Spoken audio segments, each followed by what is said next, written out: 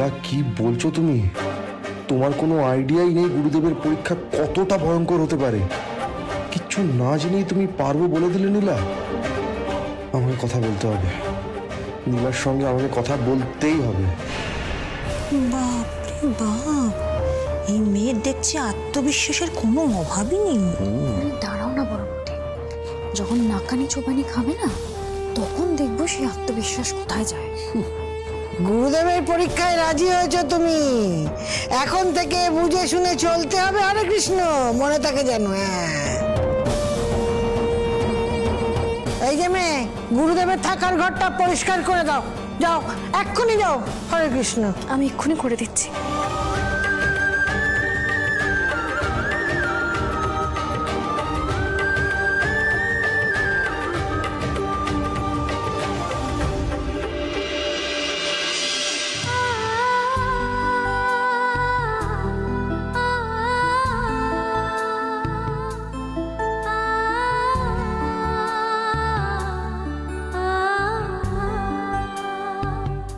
নীলা, তোমার সঙ্গে আমার একটা কথা আছে।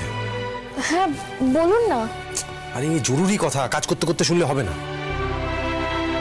কি হয়েছে বলুন আমাকে। তুমি যে হরি হরি, এখনো ঘর পরিষ্কার হলো না কো? গুরুদেব এসেছেন, বিশ্রাম নেবেন তো। আমি করে দিচ্ছি এক্ষুনি। করো তাড়াতাড়ি। ছোটদা বাবু, আপনি বরং ঘরে গিয়ে অপেক্ষা করুন, আমি আসছি।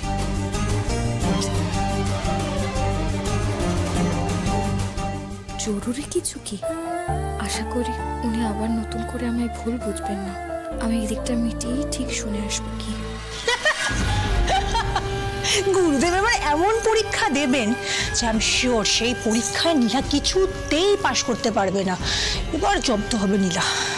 মোনা, তুমি যতটা ভাবছো আমার মনে হয় না ততটা হবে বলে।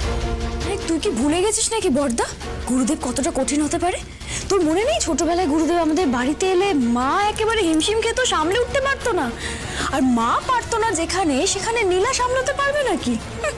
একটা কুলহীন জাতির মেয়ে। শোন শোন শোন বিদু, গুরুদেব যাই পরীক্ষা নিয়ে নিক না, কিন্তু আমাদের আরো কঠিন করে তুলতে হবে সেই পরীক্ষা, যাতে নীলা কিছুতেই এবার পাশ না করতে পারে। তাতেই প্রমাণ হয়ে যাবে নীলা এই বসু পরিবারের একদমই যোগ্য বৌমা নয়, একেবারে সাক্ষাৎ অলক্ষ্মী। একদম ঠিক বলেছো বড় বৌদি। আমাদের প্রমাণ করে দিতে হবে যে ওই নীলা আসলে অলক্ষ্মী নাম্বার 1।